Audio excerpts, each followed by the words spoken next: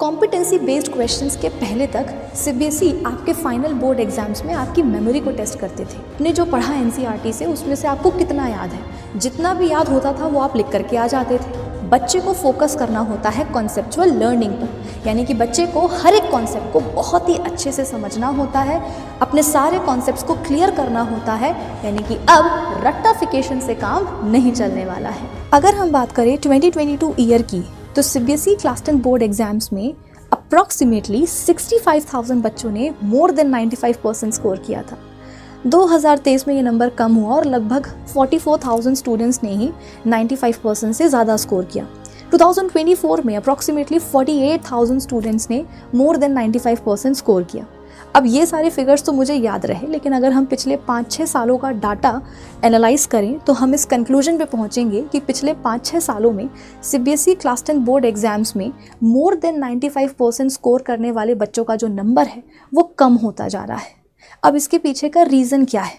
क्या सीबीएसई हर साल पेपर का डिफ़िकल्टी लेवल बढ़ाते जा रहे हैं कि हर साल बोर्ड एग्ज़ाम का जो आपका पेपर है वो डिफ़िकल्ट और डिफ़िकल्ट आता जा रहा है? नहीं, ऐसा तो बिल्कुल भी नहीं है। हर साल पेपर का जो लेवल है वो मॉडरेट ही रहता है। क्या सीबीएसई ने आपका सिलेबस चेंज कर दिया है? सिलेबस बढ़ गया है क्या? नहीं, सिलेबस भी वही है।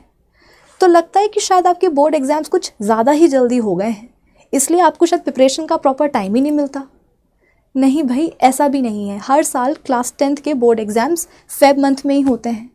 तो फिर अब आखिर क्यों ज़्यादा से ज़्यादा बच्चे 95% से ज़्यादा स्कोर क्यों नहीं कर पा रहे हैं? आ जाओ पता लगाते हैं। पिछले 2-3 सालों में सीबीएसई ने आपके फाइनल बोर्ड एग्जाम्स के पेपर में ना सवालों का एक नया टाइप इंट्रोड्यूस किया है, और वो टाइप है कॉम्पिटेंसी बेस्ड क्वेश्चंस का। कॉम्पिटेंसी बेस्ड क्वेश्चंस के पहले तक सीबीएसई आपके फाइनल बोर्ड एग्जाम्स में आपकी मेमोरी को टेस्ट करते थे।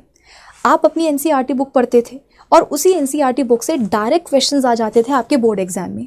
तो आपने जो कुछ भी पढ़ा होता था आप वो लिख करके आ जाते थे। तो इससे सीबीएसई आपकी मेमोरी टेस्ट करते थे कि आपने जो पढ़ा एनसीईआरटी से उसमें से आपको कितना याद है, जितना भी याद होता था वो आप लिख करके आ जाते थे।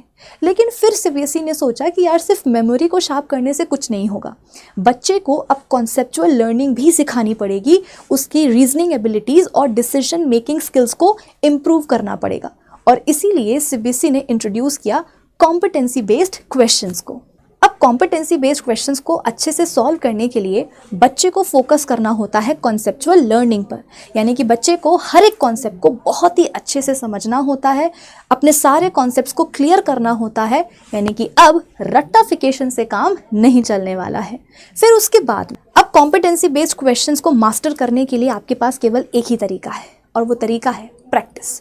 जितनी ज़्यादा आप प्रैक्टिस करोगे ना ऐसे सवालों की, उतने ज़्यादा अच्छे तरीके से ये कॉम्पिटेंसी बेस्ड क्वेश्चंस आपके दिमाग में जाकर के फिक्स होते जाएंगे, और आपका ना दिमाग चलने लग जाएगा कि यार अगर कोई कॉम्पिटेंसी बेस्ड सवाल आया है तो उसे हमें कैसे रिलेट करना है एक कॉन्सेप्ट से, आंसर को फ्रेम कैसे करना है, उसमें कीवर्ड्स कौन कौन से डालने हैं, प्रेजेंट कैसे करना है अपने आंसर को, ये सब कुछ बेटा आपको समझ में आता जाएगा। लेकिन उसकी शर्त क्या है कि आपको करनी होगी प्रैक्टिस। अब अगर मैं बोल दूं कि बेटा आज से तुम्हें क्या करना है, कॉम्पिटेंसी बेस्ड क्वेश्चंस की प्रैक्टिस कर लेनी है, तो इतना बोलने से बेटा काम नहीं चलेगा ना कि मैंने बोल दिया तुमने सुन लिया, लेकिन अगर तुमने प्रैक्टिस नहीं करी तो फिर प्रॉब्लम हो जाएगी। तो इसीलिए तुम्हारे लिए आपकी ये जो कॉम्पिटेंसी बेस्ड क्वेश्चंस की जो प्रैक्टिस है ना, ये करवाने के लिए हम अपने चैनल पर एक्सक्लूसिव लाइव सेशंस बेटा लेकर के आते हैं, जहाँ पर हम सिर्फ और सिर्फ क्या करते हैं, chapter wise competency based questions को सॉल्व करते हैं। देखो पिछले साल भी हमने जो बोर्ड एग्जाम हुआ था बच्चों के लिए, देखो electricity chapter, acids bases and salts chapter, इन सारे चैप्टर्स के हमने क्या करे थे, कॉम्पिटेंसी बेस्ड क्वेश्चन सॉल्व करवाए थे, है ना। लाइफ प्रोसेसेस हो गया, मेटल्स एंड नॉन मेटल्स हो गया। तो देखो चैप्टर वाइज ना कॉम्पिटेंसी बेस्ड क्वेश्चंस सॉल्व करना बहुत ज़रूरी होता है। और इसके लिए मैंने आपसे कहा कि हमारी चल रही है लक्ष्य 2.0 सीरीज़, जिसमें कि हम हर दिन साइंस, सोशल साइंस और मैथ्स के लाइव सेशंस लेकर के आते हैं, टॉपिक्स पढ़ते हैं, क्वेश्चंस को हम सॉल्व करते हैं, क्वेश्चंस की प्रैक्टिस करते हैं, जूम पे हमारे डाउट सेशंस भी होते हैं। तो अगर आप हमारी ये लक्ष्य 2.0 सीरीज़ ज्वाइन करते हो ना बेटा, तो ना सिर्फ आपके पास कॉम्पिटेंसी बेस्ड क्वेश्चंस आएंगे, आपके पास एमसीक्यूज भी आएंगे, आपके पास सब्जेक्टिव क्वेश्चंस भी आएंगे, आपके पास ऑब्जेक्टिव क्वेश्चंस भी आएंगे, आपके पास असर्शन रीजन टाइप क्वेश्चंस भी आएंगे। यानी कि आपके बोर्ड एग्जाम में जो फाइनल जो पेपर आता है उसमें जितने भी सवाल आते हैं, क्वेश्चंस का जो भी टाइप, जो भी पैटर्न होता है, सारे टाइप सारे पैटर्न हम कवर करवाते हैं अपनी इस लक्ष्य 2.0 सीरीज़ में। तो आपको करना क्या है?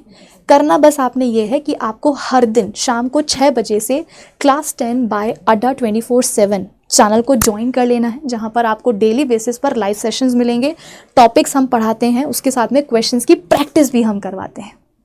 तो ये छोटी सी इन्फॉर्मेशन मैं आप सभी बच्चों के लिए लेकर के आई थी।